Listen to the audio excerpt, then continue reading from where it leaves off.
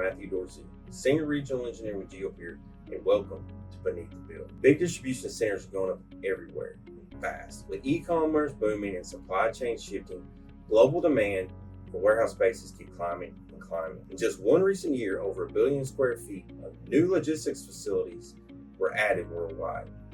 We know how this plays out for contractors and engineers. It means tighter deadlines, massive structures, and trickier builds. Distribution centers are often built on sites with less than ideal soil conditions due to factors like land availability and cost. This makes proper ground improvement and geotechnical solutions critical to ensuring long-term stability and performance.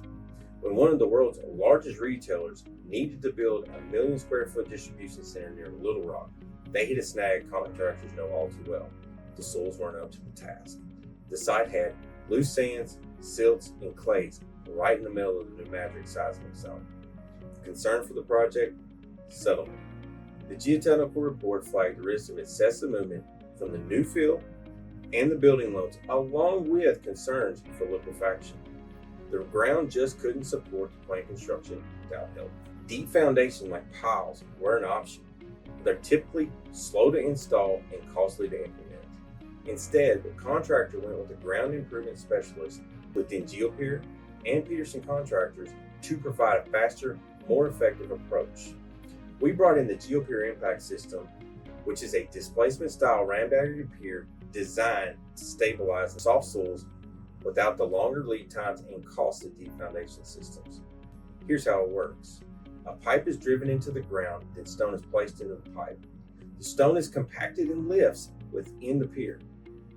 As the pipe is removed, what is left behind is a stiffened Geopier element, densifying the surrounding soil and allowing for distribution of the load from the building.